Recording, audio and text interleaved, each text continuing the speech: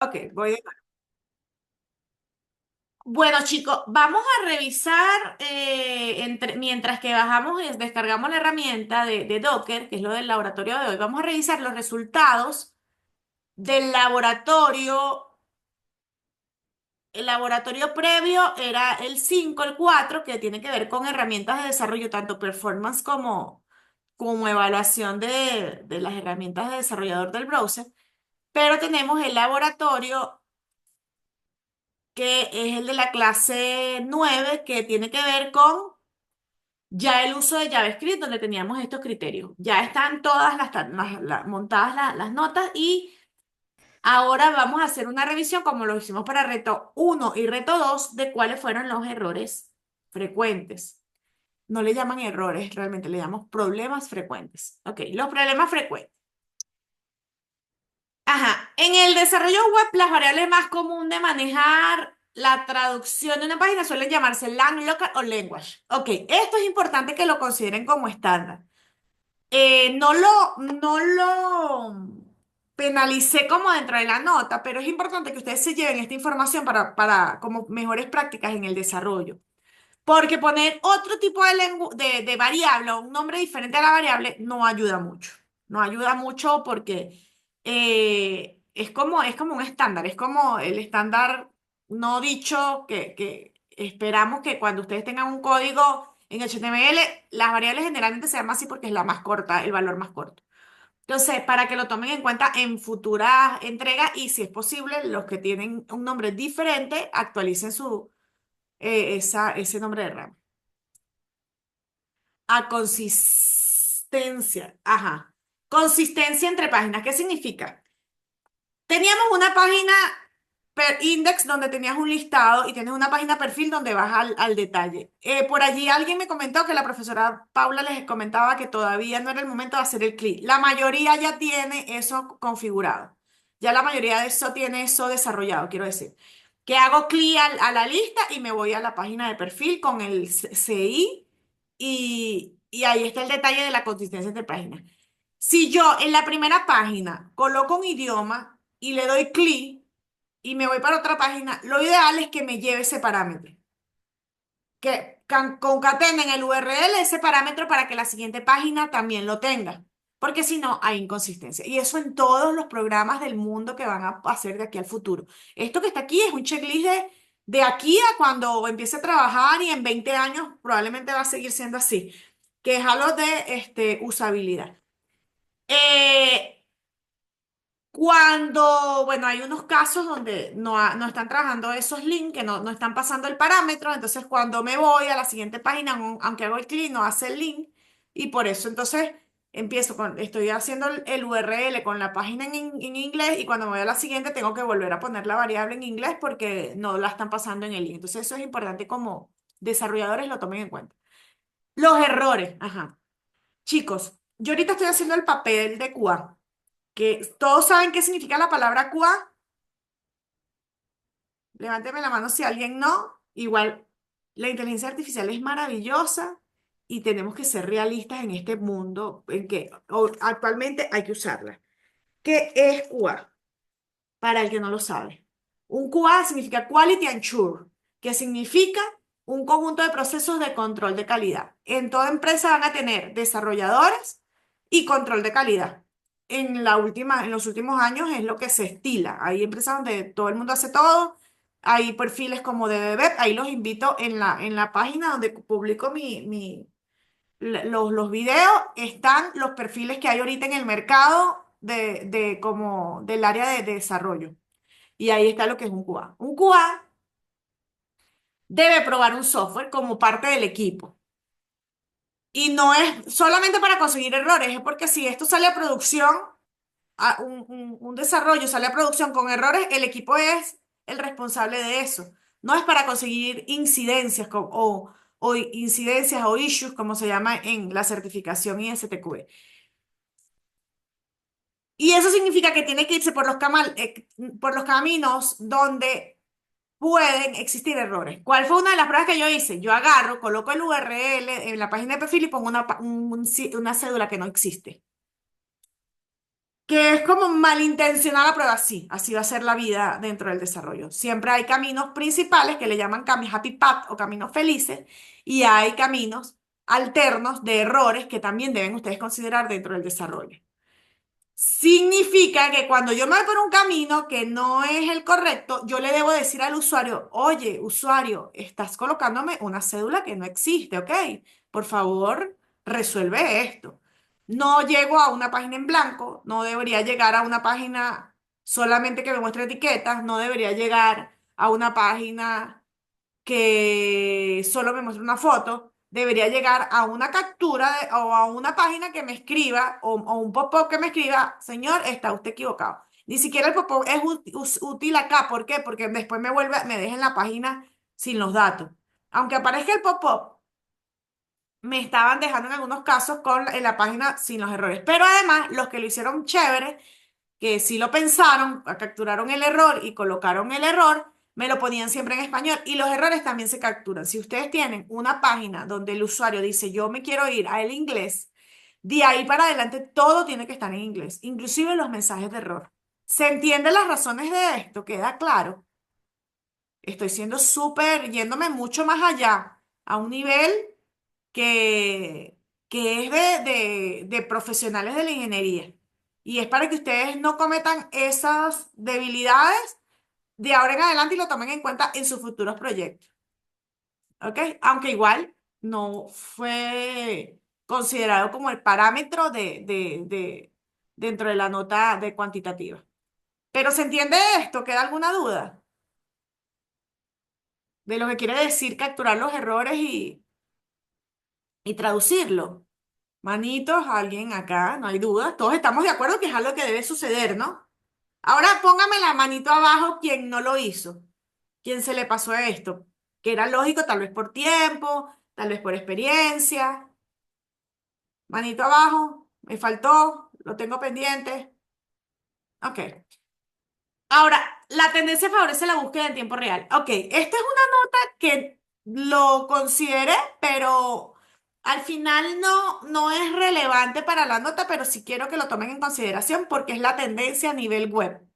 El diseño que se dio en la práctica, en la materia o en la definición del laboratorio, era un botoncito que está acá, que además eso también es importante y algunos todavía no se han ordenado en relación a eso. Esto tiene un diseño. Chicos, cuando una página, a nosotros como desarrolladores, generalmente hay un área en la empresa que se llama diseño o el área de estándares o el área de procesos que nos da lo que es un template o que nos da ciertas características de la página o de lo corporativo. Si esto está en azul, señores, eso tiene que estar en hacia azul. Si esto tiene este botón, eso tiene que tener ese botón. O sea, el diseño, si esto tiene aquí cursiva y aquí bol y aquí un borde y aquí una sombra, eso tiene que tener esa característica. Y de hecho, este laboratorio, punto a punto, dice la especificación del requisito. Nosotros podemos ser muy creativos, a nosotros nos puede gustar más el vino tinto porque somos venezolanos, nos puede gustar más los bordes redondos porque es más nice y práctico HTML. Pero si el requisito tiene esta característica, estas son las características que debemos respetar. A mí me encanta que ustedes sean creativos y que ustedes tengan la forma de manipular los HTML de una manera diferente, pero resulta que en la vida real, si usted no cumple el requisito, le van a devolver el requerimiento. ¿Ok? Y es a lo que quiero que ustedes se lleven. Porque, ay, no, esta profesora sí es fastidiosa, tiene que estar idéntico, qué fastidio. Bueno, la profesora fastidiosa lo que quiere es que ustedes lo tomen en cuenta porque cuando ustedes vayan a trabajar, si usted no coloca el azulito que es, el agente de diseño le va a decir, mira, esto no es rebotado por aquí. ¿Sí me expliqué? Entonces, bueno, eso es algo que por favor necesito que algunos corrijan. En este caso, el punto era el buscador. El buscador, sí, aquí había un texto que si le das buscar, te iba filtrando, ¿no? Ese es el método tradicional del manejo de las páginas web. Y sigue siendo útil en la actualidad. Pero cuando tienes una página que tienes un JSON local y puedes tener esto porque es liviano en tu browser, que la mayoría lo tenía así, el manejo a nivel del buscador que va filtrando automáticamente es lo más común. No es explícito en este requisito, no es algo que debe hacerse. Algunos lo hicieron y por eso quería decir lo que, bueno, felicitaciones a esos que dieron ese paso adelante. Y a comentarle a los que no lo hicieron que aunque el botón de búsqueda sigue siendo útil en ciertos casos, considero al parecer sus páginas más dinámicas de igual forma de disparar la búsqueda en el Enter. A veces muchos sistemas a nivel de facturación, a nivel de lo que es la caja, muchos sistemas. El Enter es una herramienta básica. A mí me han rebotado entregas de desarrollo en sistemas. ¿Por qué? Porque tengo que darle clic al botón en lugar de darle enter, porque la gente se maneja mucho con el teclado. Entonces, si no tengo la búsqueda automática en el momento de la consulta a través del filtrado dinámico, al menos el botón debería estar activo, ¿ok?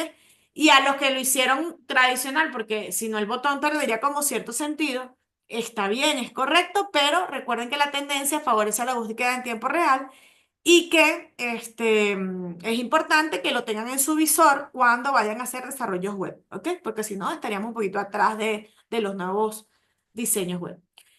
El uso del botón de búsqueda cuando se necesita una consulta más compleja o cuando la búsqueda se realiza en un servidor en lugar del cliente, la mejor práctica dependerá del contexto y el tipo de datos. Cuando ahorita, por ejemplo, que vamos a hacer desarrollo a nivel de servidor, que no tenemos todo el JSON local a nivel del browser, tiene todo el sentido que el botón exista porque además son búsquedas más amplias, sobre todo si hay paginación dentro de tu sistema, eso es requerido.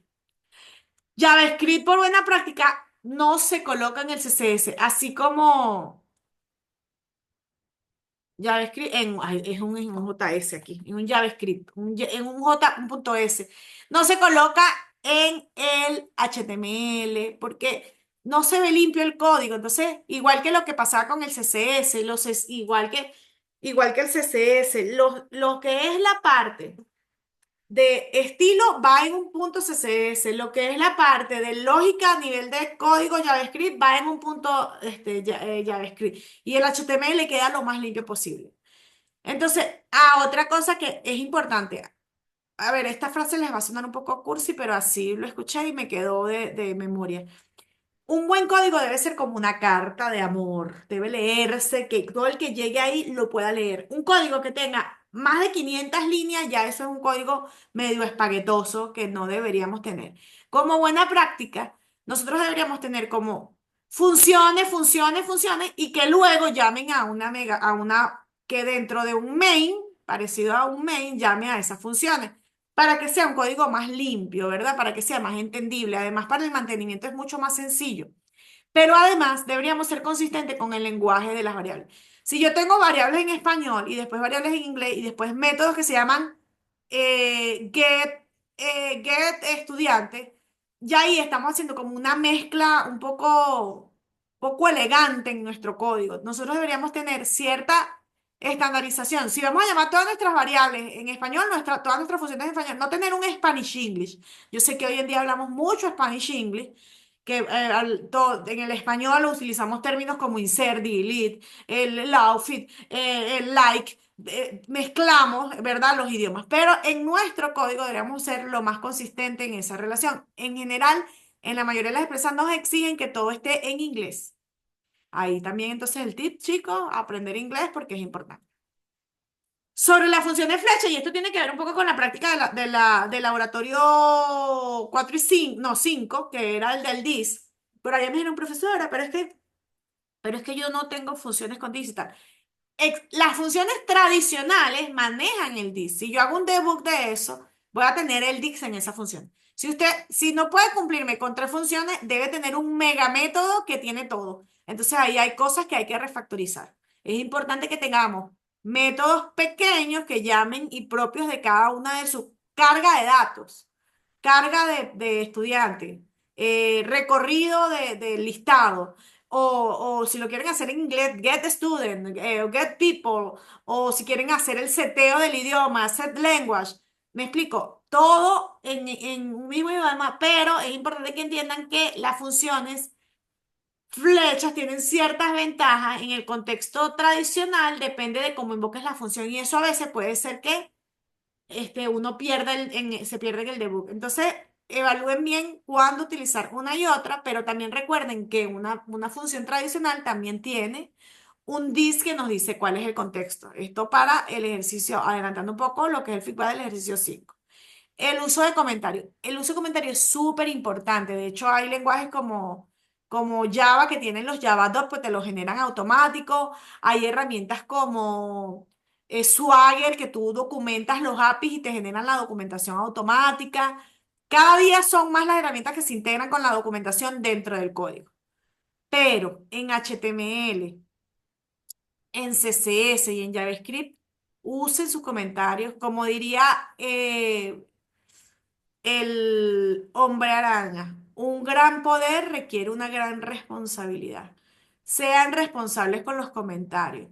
Si ustedes tienen bloques que fue bloques de código de prueba, elimínenmelo por favor del código, porque eso ahorita no es código limpio, pero además en futuro, si ustedes se acostumbran a programar así, van a tener un montón de código que les va a hacer que sus páginas sean más lentas, porque también se procesan.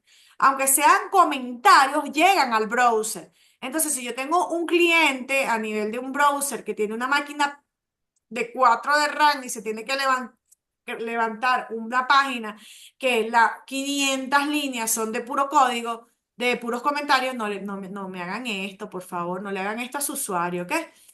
Después, además, depende del contexto y la necesidad del proyecto, es mejor dividir el código JavaScript, lo que les decía un poquito arriba, ¿no? De las prácticas, en varios archivos más pequeños y especializados para luego hacer include. Además que de repente la página index no requiere las mismas funciones que la página perfil. Entonces, lo ideal es que ustedes tengan su perfil.js y su index.js aparte. Incluso en su perfil y index.js pueden hacer un include del método que si es común, de repente el lenguaje, ustedes tienen que tener un set language, un get language que es común para todas las páginas. Eso está en un no sé, manipular lenguaje.js y lo llaman en los dos. Pero sí me explico, es importante que separen y vencerán en el código porque va a ser más mantenible, más legible y a nivel va a ser más limpio y seguramente menos pesado. Uso de ciclo en lugar de flow. Ajá, hay gente que en la página de index aún está utilizando cosas como eh, y L imagen uno y L imagen 2 y L imagen 3 y luego se va al JSON, lo recorre. Ah, eso también. Alguien, por ahí hay casos en que me incluyeron los JSON en el HTML teniendo los JSON. No, para eso lo declaramos como una constante. ¿Ok? Porque no puedes tener JSON extensos dentro de tu código. Entonces, la mejor práctica es que lo almacenes en tu directorio datos y luego lo importes en tu JavaScript. Y con lo mismo sucede que estaban teniendo el JSON, pero tenían el código fijo a nivel de HTML. Tenemos funciones como el if, perdón, como el while, como el for. Pensemos como programadores optimizando nuestro código, además le damos el dinamismo, porque si ese código se rompe, si mañana decidimos que ya no van a ser 15 estudiantes en la vista, que tenemos aquí, que algunos tenían menos o más, aquí en esta página nos caben 4 por 3 12. Si el día de mañana ese código lo queremos reutilizar como base para otro código y tenemos un JSON que tiene en vez de 12 45 estudiantes, ya rompimos ese código. ¿Qué vamos a hacer? Copiarnos ese bloque 45 veces y tener un... No, esto hay que mejorar. Y bueno, lo de las funciones largas, bueno, funciones pequeñas, enfocadas, modularización, funciones puras, reutilización, uso de nombres descriptivos, uso de callback y promesa.